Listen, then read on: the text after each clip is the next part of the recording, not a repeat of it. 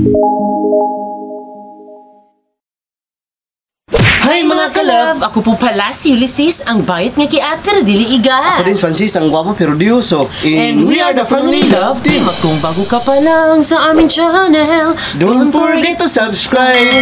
So ngayon mga kalab, ipagpapatuloy po natin ang pagtatabaho ng ating bahay serye. Yes. Pero bago tayo pupunta sa ating bahay na pinapagawa, ay iaalis muna natin yung net na dito sa aming fish pan. So tignan nyo po mga kalab, o diba? Matagal na po yan mga kalab, parang nilulumot na talaga na hindi na natin kinuha ang net. Dahil mataas po yung tubig, ayan, sobrang high tide niya. So ngayon, kami ay nagpapasok ng tubig sa aming pamerta. Yes. Ayan. Then syempre ngayon mga kalab ay kukunin na po ni Francis ang net dyan na nasa loob ng aming fish pan. So ayan, kukunin na po ni Francis. So bakit hindi mo pa ba siya papakainin? Kanina mga kalabay, napapakain ko na sila. Pero ngayon ay kukunin muna natin ang net para pagkatapos ng kumuha natin ng net, so di siya papakainin din natin ulit. So ayan, let's go!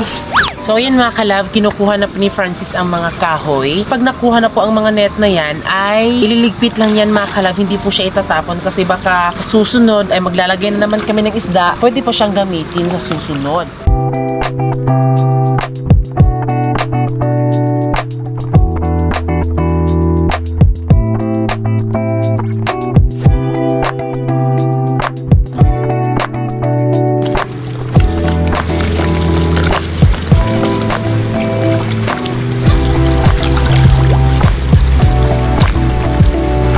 Isda dito mga kalab. Oh my God!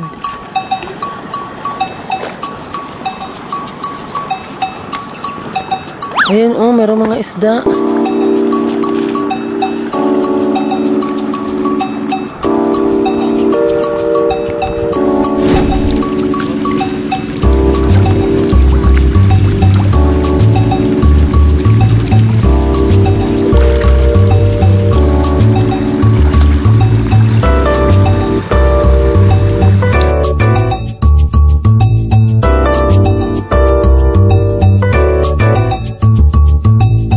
Tingnan nyo mga kalab, yung mga isda dito. Tingnan nyo po yung mga bangos. Kaya pala sila na lumalapit dito. Ay, meron palang mga pagkain. Ayan, di ba sobrang dami?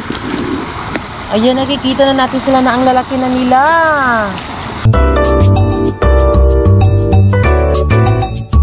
So ngayon mga kalab, dahil madami po yung isda doon, itatry natin na papakainin pa din sila kasi parang nag-i-enjoy sila.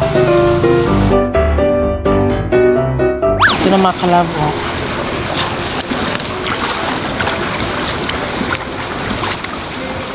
Diba? Sobrang dami. Yogurt aja.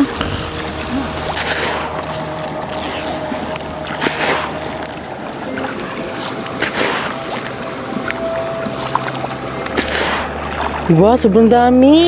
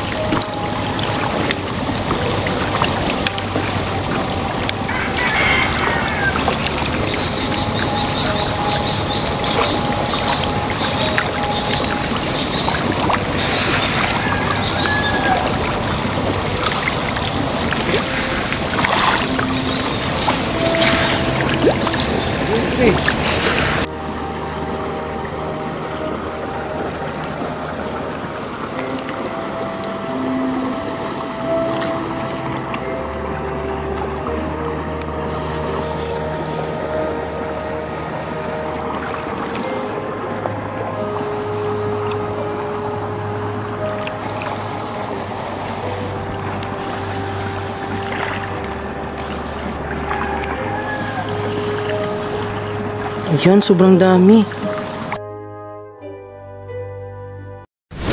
Ayun mga kalab, papakainin natin ulit mga kalab kasi nagpapakita silang gilas mga kalab kanina habang tayo ay nagkukuha ng net. So ngayon ay papakainin natin dahil natapos na yung kumuha natin ng net. So ayan, dali. Tignan niyo mga kalab, ang dami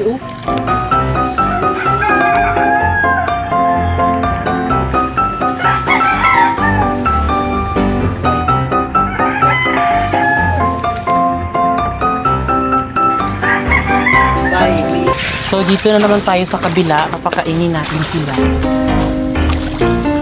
Sobrang dami talaga nila mga kalab kasi meron pa doon tapos meron pa dito.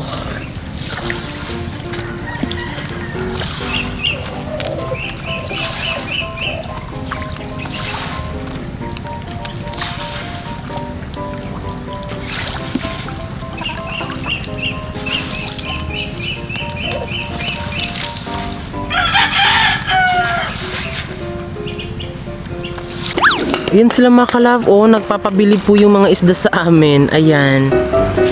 Ay, sobrang dami. Thank you, Lord.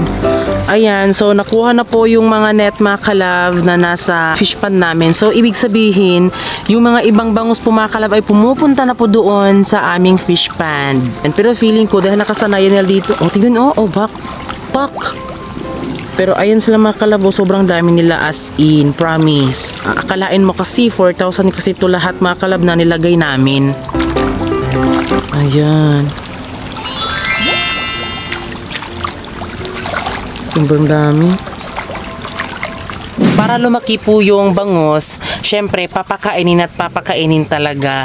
'Di ba? Kasi sabi sa aming mga kapitbahay na kapag naglagay ka ng tilapia or bangus or kahit anuman, kailangan mo talagang magpakain, walang limit. Kasi 'di ba, kung malaki po yung nagastos mo daw sa mga isda mo, ay lalaki din po ang mababawi mo kapag ito ay naibenta na lahat talaga. Ayun mga kalab, tapos na pala mga kalab. Nakuha ko na lahat yung net. Ang isda ay makalabas na lahat sa fish pan talaga. Pwede na sila makagalagala kung saan. Basta sa fish pan lang namin. Pwede na siya makalibot. So yung yung dahon ng niyog, di mo siya kukunin? Kukunin yan para malinis. Ayun, oh, may mga niyog pa.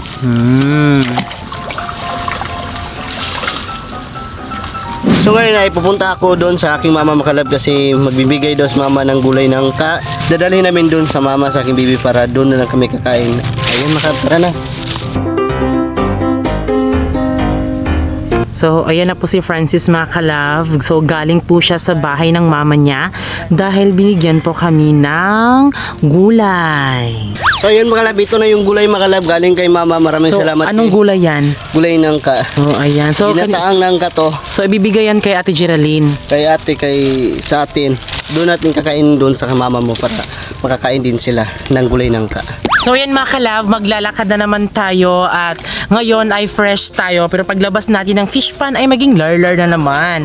Ayan, so yan lang po yung buhay namin. So nakasanayan din naman namin, so okay lang. Let's go mga kalab.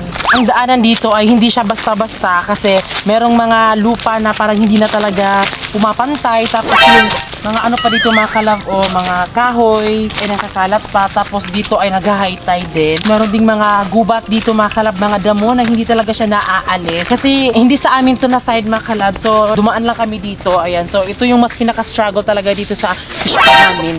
So ngayon mga kalab ay dadaan na tayo sa ating pinakamaliit na tulay, pero yung nagka-problema mga kalab ay sobrang high tide niya, so sana hindi tayo mahulog. Okay lang mahulog sa tulay, di ba Christina? Wag lang sa maling tao. Correct. So let's go.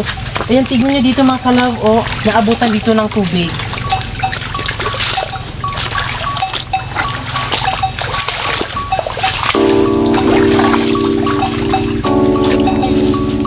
So ito mga kalab, tubig. Heck.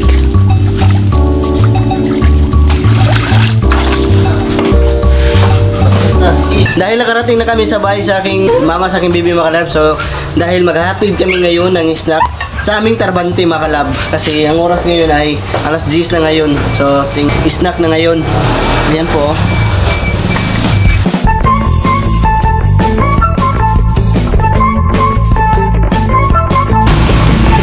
Ayan na mga kalab, dahil nakarating na tayo, so ibibigay natin yung snack nila para maka-snack na sila ngayon dayon. Ayun, ngayon din.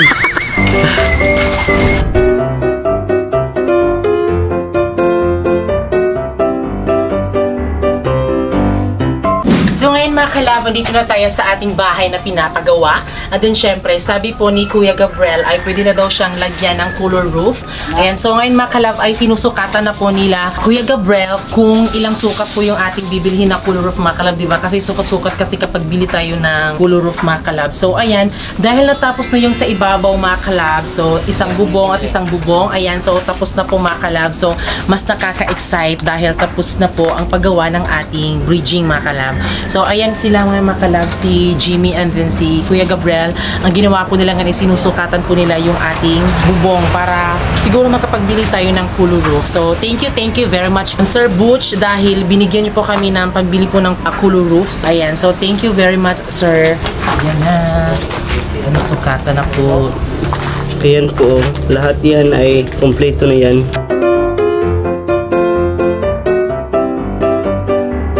So ngayon mga kalab, ay pupunta po tayo doon sa bahay ni Kuya Gabriel dahil susukatin po ni Kuya Gabriel yung Cooler Roof na nandun sa kanila kasi para makaano po siya ng idea na ito pala yung sukat or ganon. So sasamahan niyo po kami pumunta sa bahay ni Kuya Gabriel. So ayun mga kalab, nandito na tayo sa bahay na susukatin mga kalab yung Cooler Roof para dyan tayo makukuha ng sukat para sa ating bahay. Ayun po yung Cooler Roof. May buntag te. Ang sin jud ane. Ang sin ane ko ang naman ang sin. 32 naman. Ang sin jud kani nga sin. Cooler Roof anta ko ang dai siya 103. 113. So yan mga kalab, ngayon ay pupunta na po kami sa Cabadbaran City and then syempre sasamahan kami ni Mama Inday and din ni Papa Buboy. Din syempre ito yung aming service pang araw-araw mga kalab. So punta na po kami doon para matrabaho na po natin yung ating bahay. So let's go!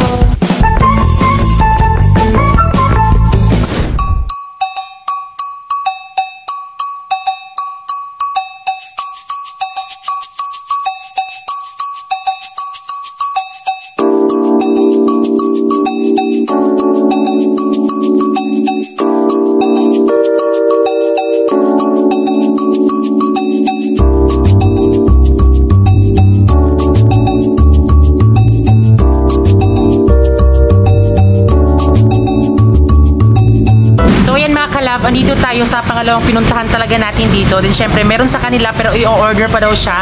So in 1 week siya bago siya dumating. Sabi nila ay mag-down muna daw tayo ng money para pagka next week mga kalab ay maipadala na din dito mga kalab yung order natin na Cooler Roof. So yung napili namin ay Barcelona na Cooler Roof dahil pinapili kami kanina. So aantayin na natin na nagmamay-ari para ibigay na po yung down payment. So ayan mga kalab, meron tayong pinagpipilian dito. So yung ating nagustuhan ay ito. Pero yung bet namin ni Francis ay para mas ano talaga sa YouTube, di ba? So ayan mga kalab, ito na po yung kasunduan. Then syempre babalik kami dito ngayong sunod na Huwebes mga kalab para makuha na natin yung ating Cooler Roof. Dahil i-order pa daw siya mga kalab. So in 1 week siya bago siya dumating dito. Ang bibilhin na lang namin mga kalab ay mga outlet, gamit sa kuryente.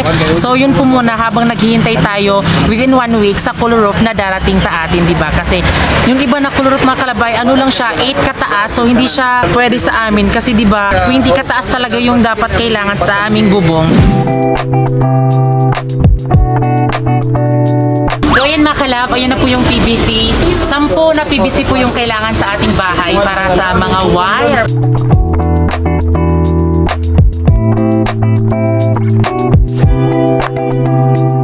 Nakabili na din tayo ng outlet box mga kalab para sa kuryente. At siyempre yung PVC, ayan o, kumpleto na lahat to. Nagbili na din kami ng snack sa amin para bante. Ayan o. Ayan, para mabusog sila, para ganado yung pagtatrabaho. So ayan mga kalab, punta na po tayo sa ating bahay na pinapagawa. Hindi tayo nakadala ng Cooler Roof dahil i-order pa siya. So madaming process bago pala makuha yung Cooler Roof. So ayan, let's go! So ayan mga kalab, nakarating na po kami dito sa aming bahay na pinapagawa. Din syempre si Mama po ang nagpasan sa PVC. Wow. Supportive mother mga kalab, ayan. Okay, andito na din po yung ating outlet box para sa ating kuryente. So yun nga, nakauwi tayo dito ng walang dalang Cooler Roof dahil i-order pa siya within 1 week.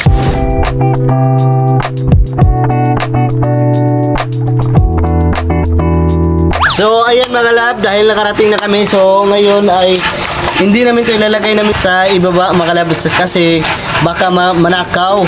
So siguro sa itaas natin ilagay para hindi manakaw. So ayan na. Ito yung PVC. Ayan. Dito natin ilalagay mga kalab.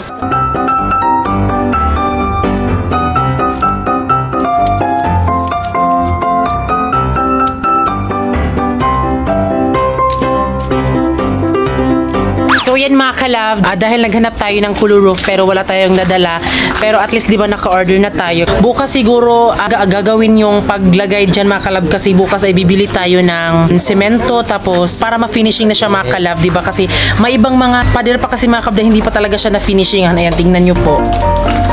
Ayan. Pero dito sa labas mga kalab ay na-finishing na siya. Kapag i-finishing siya mga kalab ay kailangan na siya mailagay yung mga PVC para ma-finishing na siya agad-agad. Lahat talaga mga kalab ay finishing na siya. So ayan mga kalab, I hope na manood kayo sa next vlog natin dahil ikakabit na po yung PVC, di syempre yung outlet box at mag-finishing na din. Ayan. So ayan mga kalab, maraming salamat po. At then syempre lalong-lalo na po kay Sir Butch. So thank you po dahil binigyan niyo po kami ng pambili ng color roof. So ayan mga kalab, maraming salamat po sa lahat ng nanood.